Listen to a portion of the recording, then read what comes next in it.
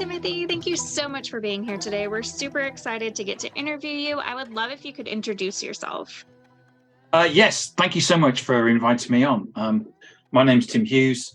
I'm CEO and co-founder of a company called DLA Ignite.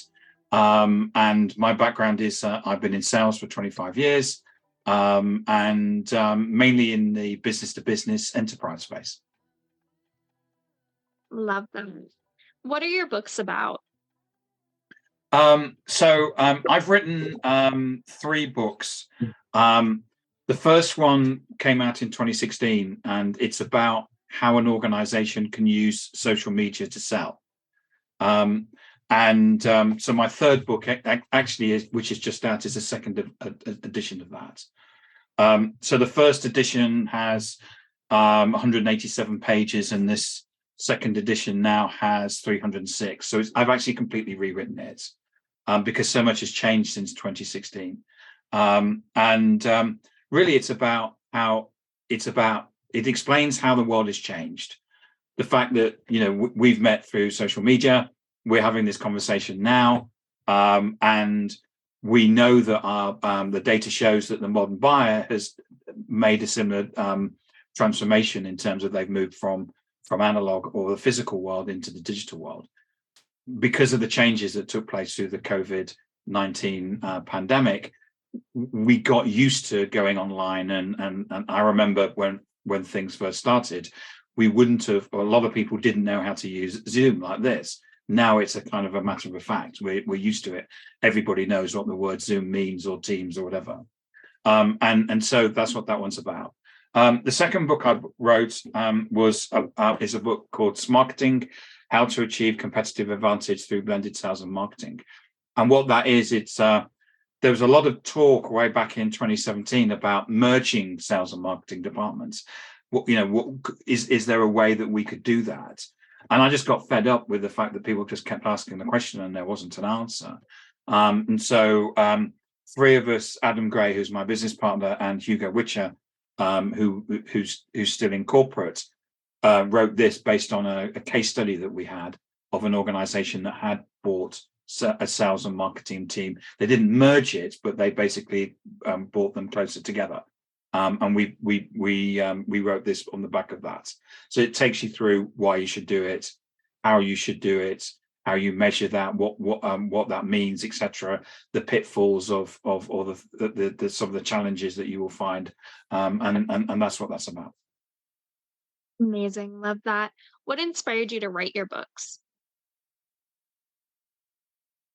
The first book on social selling, the inspiration really was that I knew that the world was changing, and I've now been on social media for 14 years, and I'd seen this change take place, and the way that it kind of makes the world so much smaller. We're able to talk to people. You're in the States, I'm in the UK, and it makes the world so much smaller, and that gives us a great opportunity as salespeople and as marketers to talk to more people.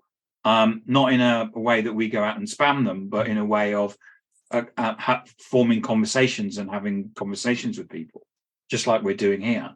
So my inspiration was about how can the world is changing, the world has changed with social media. How can we capitalize on that? And can I say something where I'm seeing these changes and explain that to people? And that for me has been a great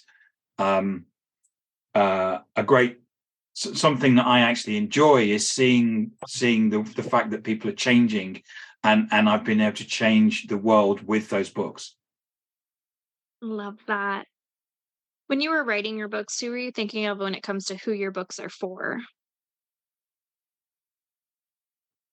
Yes. So the first book actually I wrote from my father. He's actually passed away now, but at the time he had dementia, and I wanted to get to the point where I could actually sit down with him and hope that he would understand that his little boy had basically written a book, and I hope that he did understand that. He had the books when we cleared out his room when he passed on. The books were still there. In terms of who I'm writing from a business perspective, therefore salespeople, sales leaders, marketeers, marketing leaders, as well as people above them. Anybody that's interested in sales and marketing in those organizations, anybody that's interested in generating revenue, generating how to generate leads in a digital world, they're the people that I'm writing for. Amazing. How long have you been writing and what made you really start? I started the first book I started in 2015. And I realized at that point, as part of my journey, that I probably I needed to have a book. I think there's a certain position where, as you go down a journey in terms of, I don't know whether you call yourself an influencer or whatever, but that you having a book gives you a lot of, uh, gives you more stature. And I have to admit, it's probably the best business card that you can have when you go into a meeting and say, "Well, here's my book." So that is something that's and but my idea then was to make sure that I wanted to tell people a story and give people information and make sure that people came along on the journey. Love that. What is your schedule like when you are writing a book? The last one I wrote, I just blocked out 2 weeks. My partner and I, we went to Portugal for 2 weeks, and it meant there was no distractions. And I basically just had to go and sit in a room and do it. Um, and um, and that was that's what works best. When I did the first book, I used to write on Sundays, and my partner would go out, and I would just be left to just to sit there and write and knock out the words. Amazing. Love that. What do you need in your writing space to help you stay focused? Nowadays, I actually need silence. It's something about, I don't know what it is. Maybe I've got older, but I like to. If the first book I wrote at this desk, as I say, the third book I was in Portugal, and it was just the silence of no distractions, nothing that I can say. Well, I need to go and do this, or I need to do this. It because sometimes it can be a bit like revision for an exam. You keep putting it off and putting it off and putting it off, and therefore what I've been able to do is I'm stuck there, and I'm excuse me, and I've got to write. Love that. What is your favorite writing snack or drink? um I'm a tea drinker, so I basically will I drink tea, and I drink tea pretty much all day. Love that. What type of books do you personally enjoy reading? So I read, I'm an avid reader, and I read a lot of excuse me, business books. Um, and I've actually just recently did a podcast on my top 22 business books of all time. Um, I'm constantly reading. I'm constantly searching for information, and I'm a CEO of an organization. I have to be the best person I can be, and part of that is making sure I know about things, and and understanding. I understand how to have good and bad habits. Understand how to inspire people. Understand, and that's so important. Love that. Are there any books or authors that inspired you to become a writer?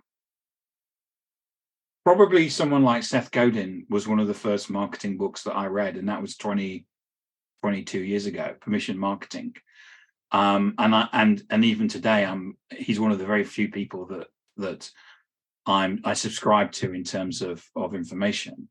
And I think he's constantly coming up with new ideas and innovating, and that's an amazing thing. And he was probably, I mean, as I said on a podcast the other day, in effect, from his book Permission Marketing, what all we do nowadays is we stand on the shoulders of giants. And what I'm doing with social selling and my book is to stand on the shoulders of Seth Godin and say, this is what Seth said in Permission Marketing, and this is what this is what we recommend you should be doing.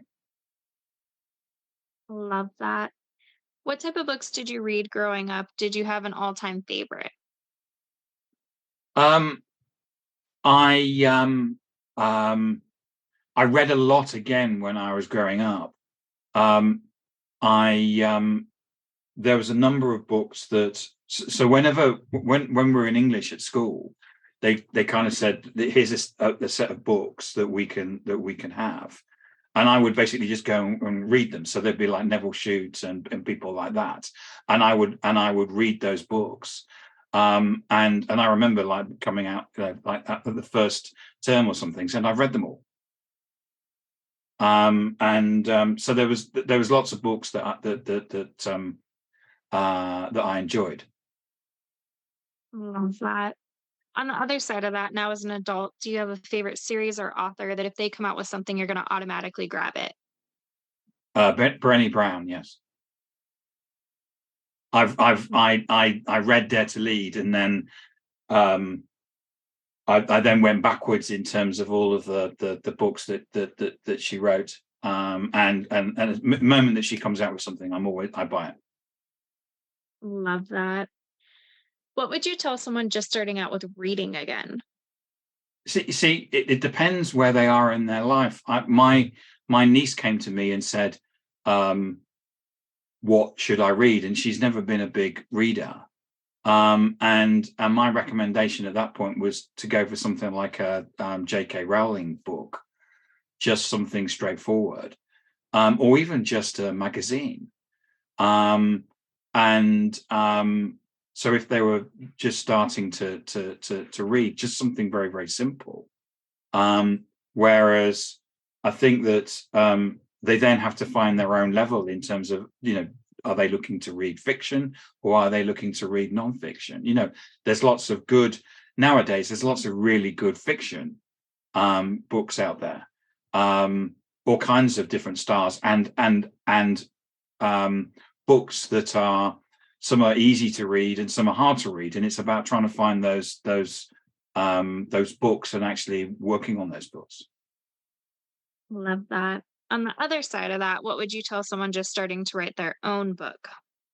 So I've helped a number of people get their own book deals. People have come to me, and I've connected them with Kogan Page, and really it's about having a good structure, and coming up with that. So most books are 60,000 words, therefore you've got to come up with 12 chapters. So you've got to work out what those 12 chapters are. And so the way that when we did the first book, and I had a co-author on that, what we did was that we brainstormed every chapter. So what we did was I've got an A3 flip chart, and what we would do is get together and work out what was going to go in that chapter, and then in effect you've got 5 headings, so that's 5 headings is 1,000 words each, and then a chapter's 5,000 words, and you've got 12 chapters, which is 60,000 words. So it's about the structure and the process, to say this is how I'm going to write it, and this is the story that we're going to tell, and then the sub levels behind that. Amazing. Love that. What's one thing that people are generally surprised to find out about you? Usually, the fact that I have an extensive collection of what I would call physical music. So, for example, that's my great grandfather's 78 record player, and I have over 878 records, which have been passed down from my great grandfather, my grandfather, who actually made that record cabinet there, and then my father. That's so amazing. Is there anything you would like to say or add? Really, just to say thank you for having me on, and one of the things that I've tried to do with the book is put everything in there that I believe someone can actually use if you're in sales and marketing. A lot of people come to me and they bought the book mainly because of the fact that what they'll do is that they'll show it to me. There'll be loads and loads of post-it notes and loads of highlighted points. And a lot of people tell me that it's there on their desk, and they grab hold of it and they look at it and they read it. And I know a lot of people that have continually gone back to using it as a reference. So it was written in a way to be a workbook and a reference for people that can always use. And a lot of people are doing it in that way. So my point being is that I know people have got the option of buying Kindles and stuff like that, but in this case, maybe the book, because it is designed to be a workbook that you can work through and do, highlight those areas and use the post-it notes. Does Love that make that. sense? Yes, it Okay. does. A lot of people like to annotate on business books, I've learned. Yes. Where's the best place for readers to find your book? I know some readers love signed copies. Is that an option and the best place to connect with you? The best place to find the book is on Amazon worldwide.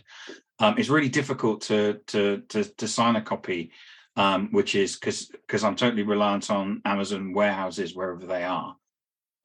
If you want to find me, the best place to get me is on LinkedIn. I'm Timothy Hughes on LinkedIn, yeah, or our website is dlaignite.com. Amazing. Well, thank you so much for being here today. We're so Thank you. grateful we got to interview you. We'll be sure to drop those links in the show notes. That way everyone can find you. Thanks so much. Thank you so much for today.